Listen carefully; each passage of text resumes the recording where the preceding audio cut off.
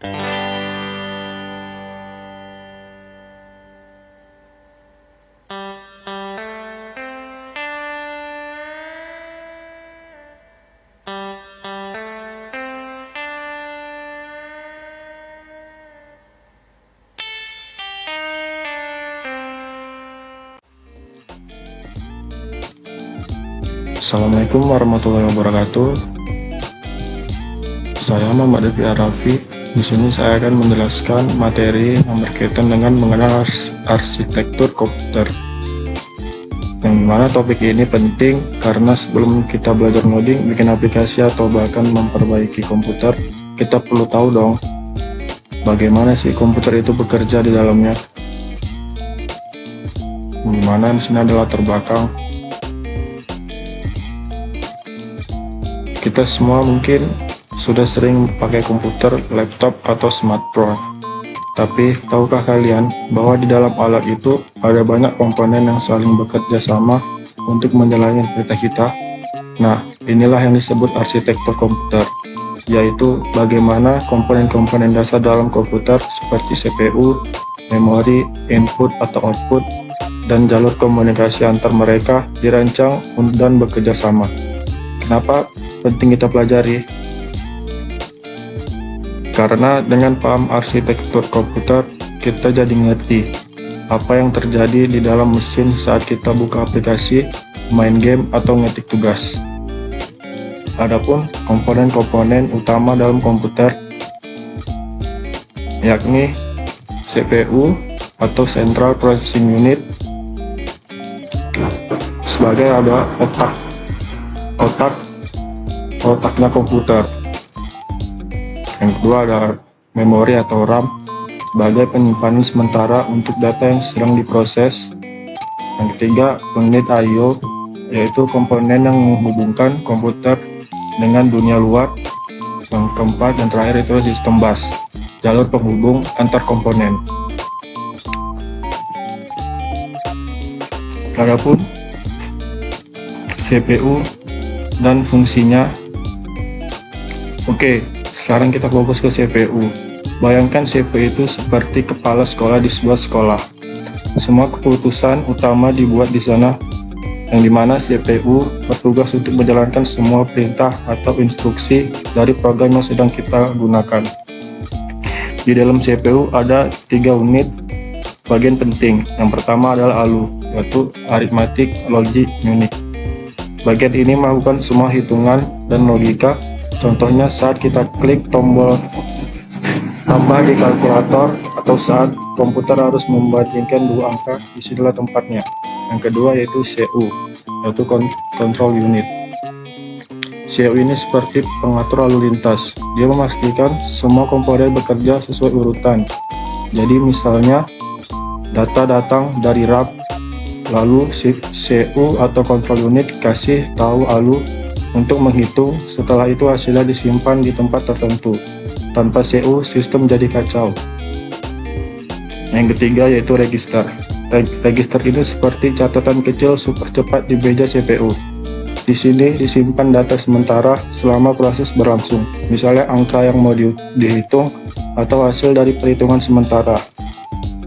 Ketiga bagian ini bekerjasama dalam sebuah proses yang disebut instruction cycle. Proses ini terjadi dalam hitungan per sekian detik, jadi walaupun kita klik tombol hanya sekali, di dalam CPU terjadi ratusan bahkan ribuan proses. Selanjutnya adalah memori komputer. Selanjutnya kita bahas tentang memori komputer.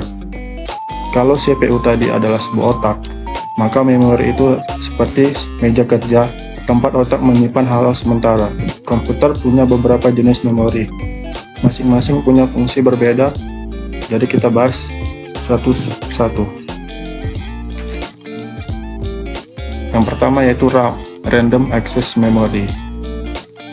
RAM adalah tempat penyimpanan sementara saat komputer sedang aktif. Bayangkan kamu lagi nulis tugas di Word. Selama kamu belum tekan save, semua tulisan itu disimpan dulu di RAM. Jadi RAM itu cepat, tapi tidak permanen. Kalau listrik mati, data di RAM akan hilang.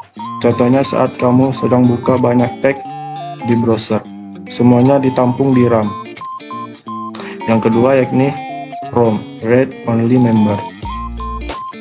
ROM adalah memori yang permanen. Isinya tidak berubah-ubah. Biasanya ROM dipakai untuk menyimpan BIOS, yaitu sistem yang pertama kali bekerja saat komputer dinyalakan. Jadi ROM ini ibarat petunjuk manual atau panduan dasar yang sudah tertanam sejak awal.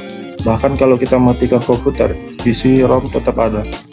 Yang ketiga itu cache. Nah, ini cache adalah memori paling cepat dan letaknya dekat sekali dengan CPU. Cache menyimpan data sering dipakai agar CPU bisa mengaksesnya lebih tepat. Ukurannya kecil, tapi kecepatannya luar biasa. Contohnya kalau kamu sering buka aplikasi yang sama, data penting dari aplikasi itu akan disimpan di cache agar saat dibuka lagi jadi lebih cepat. Yang terakhir yaitu HDD atau SSD. HDD seperti lemari besar, kapasitasnya besar, tapi baca tulisannya lebih lambat. Sedangkan SSD seperti lemari cepat yang lebih modern dan lebih cepat, tapi biasanya lebih mahal. Semua file seperti foto, video, atau dokumen disimpan di sini. Selanjutnya yaitu sistem bus. Sekarang kita bahas jalur komunikasi antar komponen yang disebut sistem bus.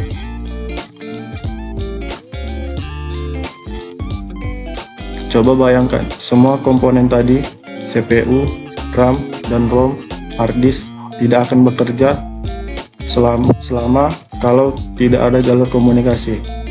Nah, jalurnya ini disebut bus. Ada 3 jenis bus utama. Yang pertama itulah bus data, yang dimana ini yang membawa data, misalnya CPU minta data dari RAM, dan itu dikirim lewat bus data. Yang kedua adalah bus alamat atau address bus. Ini menentukan alamat tujuan, jadi bukan cuma kirim data, tapi harus tahu kemana data itu harus pergi. Nah, yang menunjukkan alamatnya adalah bus alamat atau bus address bus. Yang terakhir, yang ketiga, yaitu bus control. Ini yang memberikan sinyal dan kontrol. Dia hanya ngasih tahu, sekarang kirim data, sekarang ambil data, atau hentikan. Tanpa sistem bus, semua komponen komputer kayak orang di ruangan besar yang nggak bisa saling bicara. Jadi komunikasi ini penting banget agar sistem berjalan lancar. Adapun siklus instruksi dalam arsitektur komputer. Mari kita lihat bagaimana komputer menjalankan perintah. Setiap program yang kita buka, Word, Excel, browser, itu semua dijalankan lewat proses instruction cycle atau siklus instruksi yang terdiri dari 3 tahap. Yang pertama itu fetch. Komputer mengambil instruksi dari memori, misalnya print angka 5. Yang kedua itu decode. Instruksi tadi diterjemahkan menjadi perintah yang dimengerti CPU, seperti oke, saya mengirim angka 5 ke layar. Yang ketiga, yang terakhir yaitu eksekutif. CPU menyalakan nilai itu jadi angka 5 muncul di layar. Proses ini terjadi ribuan kali per detik, bahkan jutaan. Makanya meskipun kita cuma klik satu tombol, ternyata di belakang layar komputer melakukan banyak sekali langkah. Nah, jadi teman-teman, kesimpulannya yakni komputer itu seperti sistem yang rumit tapi keren banget. Yang kedua, ada CPU sebagai otak, RAM sebagai tempat kerja, ROM sebagai panduan dasar, dan HDD atau SSD sebagai lemari penyimpanan.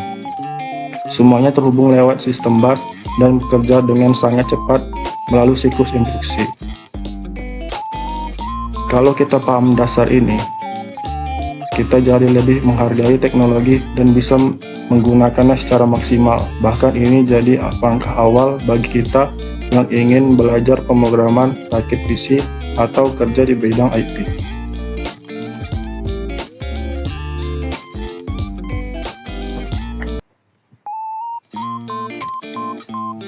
Jadi sekian untuk presentasi saya. Terima kasih banyak atas perhatian teman-teman semua. Semoga penjelasan ini bermanfaat dan membuat kita lebih semangat belajar tentang dunia komputer. Assalamualaikum warahmatullahi wabarakatuh.